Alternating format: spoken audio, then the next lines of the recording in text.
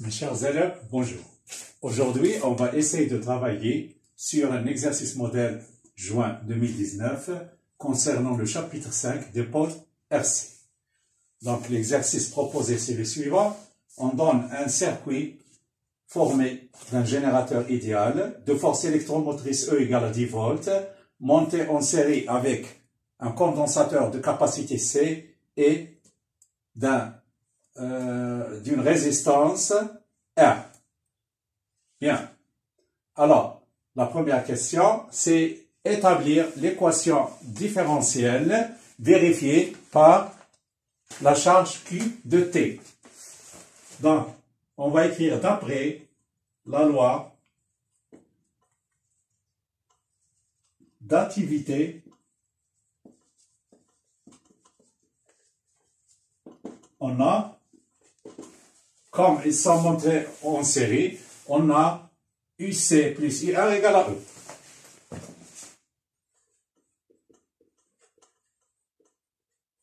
Alors, comme nous avons demandé d'établir l'équation différentielle vérifiée par Q de T, on va essayer d'écrire UC en fonction de I. On a UC égale à Q sur C, et d'après la loi d'Ohm, nous avons UR égale à R fois I, et I égale à D de Q par rapport à dt. Donc, on remplace ces expressions dans la loi d'additivité. On aura que, on va tomber sur la relation UC, c'est Q sur C, plus UR, c'est R fois I, c'est-à-dire dQ sur dt, égale à E. Cela équivalent, on va multiplier par C. Donc, on va multiplier par C, ça donne Q plus RC dQ sur dt égale à E fois C. Bien. Donc, finalement, on est tombé sur l'équation différentielle vérifiée par Q de T. Voilà. Et maintenant, on demande de déterminer les paramètres alpha et A, sachant que la solution de cette équation différentielle s'écrit de la forme Q de T égale à A facteur de 1 moins exponentielle moins alpha T. Donc, qu'est-ce qu'on va faire? On va essayer de remplacer l'expression de Q par cette expression-là dans l'équation différentielle et on va calculer la dérivée de Q. Donc, qu'est-ce que vous avez? Vous avez Q de T égale à A facteur de 1 moins exponentielle moins alpha T et la dérivée d de Q. C'est quoi? C'est la dérivée par rapport à dt de A facteur de 1 moins exponentielle moins alpha t. Bien. Comme A c'est une constante, on va sortir le A. Ça donne A. La dérivée de 1, c'est 0. Et la dérivée de l'exponentielle, c'est une fonction que vous allez voir en maths. Regardez bien, en mathématiques, vous allez avoir une fonction exponentielle E, U de x. La dérivée de cette fonction, c'est U' de x multiplié par l'exponentielle de U de x. Donc, qu'est-ce qu'on va faire? La dérivée de 1, c'est 0. Et la dérivée de moins alpha t, c'est moins alpha. C'est moins alpha multiplié par l'exponentielle de moins alpha exponentielle. Avec le moins, ça donne plus. Donc, finalement, ça va donner A, alpha exponentielle moins alpha t. Donc, je vais essayer de remplacer cette expression-là dans l'équation différentielle. Donc, remplaçant ces expressions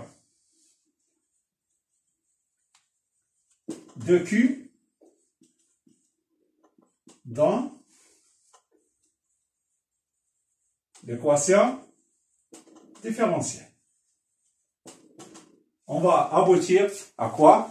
On remplace Q par A, 1 moins E moins alpha T, plus RC, multiplié par la dérivée de Q par rapport à dt, c'est déjà trouvé, c'est A, alpha exponentiellement alpha t égale à CE.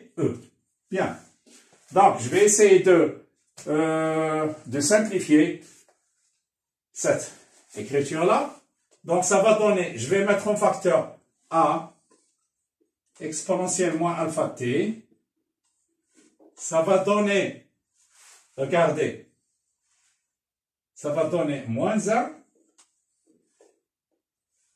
plus RC alpha plus A égale à CE. Donc, je vais mettre CE de l'autre côté, ça va donner moins CE égale à 0. Bien. Donc, finalement, cette relation va, ça veut dire quoi? Cela est différent de 0. Donc, ça signifie quoi? Ça signifie que celle-là égale à 0 et celle-là égale à 0. Donc, ça va donner que moins 1 plus RC alpha égale à 0 et A moins CE égale à 0. Donc, on va tomber sur la relation que alpha, on va mettre le moins 1 de l'autre côté, ça va donner 1, c'est-à-dire que alpha égale à 1 sur RC et A égale à CE.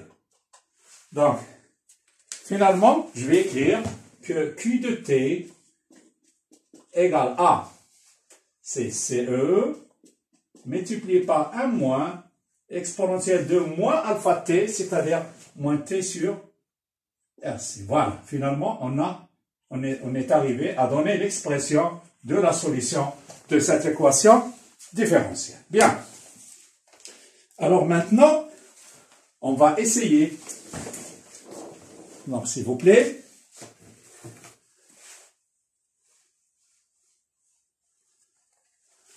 S'il vous plaît.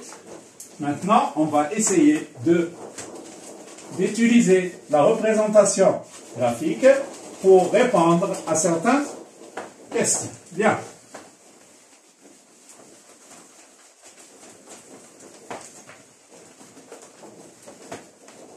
Donc, regardez bien. La troisième question. En utilisant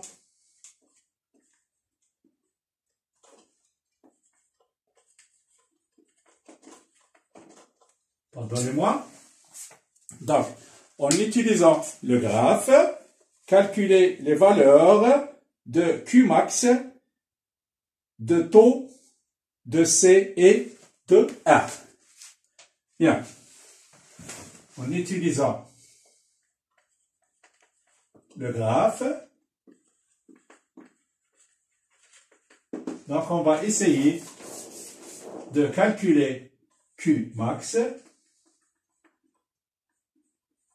taux, C et R.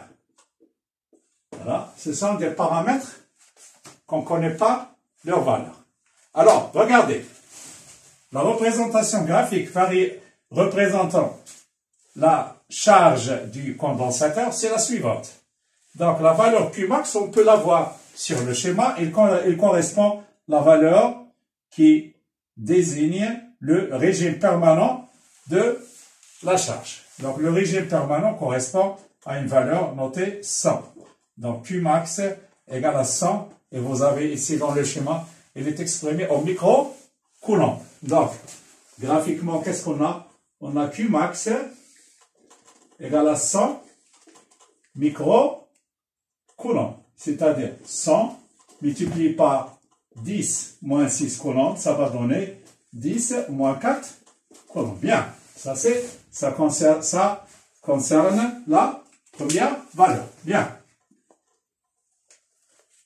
Et après, il nous a demandé de déduire taux, la constante du temps taux. Alors, graphiquement, nous avons la tangente au point O.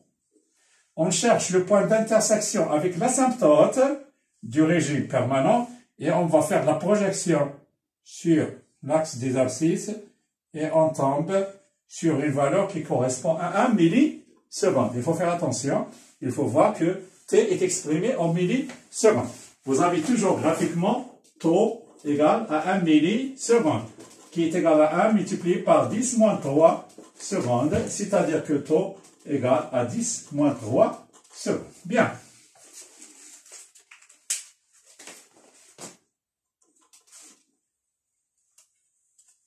D'accord?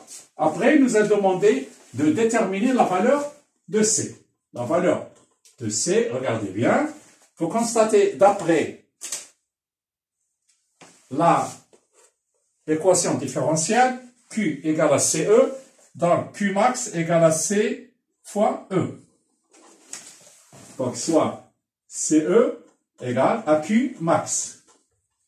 Donc, ce qui donne que C égale à Q max divisé par E. Donc, je remplace Q max. C'est une valeur que j'ai déjà trouvée, c'est 10 moins 4 coulombs, divisé par 10. C'est une valeur de la force électromotrice du générateur, c'est 10. Et ça va donner combien? Ça va donner que C égale à 10 moins 5 farad. C'est 10 moins 5 farad. L'unité internationale de la capacité, c'est le farad. Après, on peut facilement déterminer R, la valeur de la résistance qu'on ne connaît pas, qui est montée en série avec le condensateur. Alors, on sait que taux égale à R fois C, ce qui donne que R égale à taux divisé par C. Taux, c'est une valeur qu'on a déjà trouvée, c'est 10 moins 3. C, c'est une valeur qui correspond à 10 moins 5. Donc, ce qui donne 10 au carré, c'est 100 ohms. Voilà, très bien. Donc, comme vous voyez ici, on est arrivé à terminer notre exercice typique correspond à l'étude d'un dipôle RC. Donc, je pense que vous avez quand même une idée sur l'exercice et sur la charge d'un condensateur RC. J'espère que vous allez bien et à la prochaine.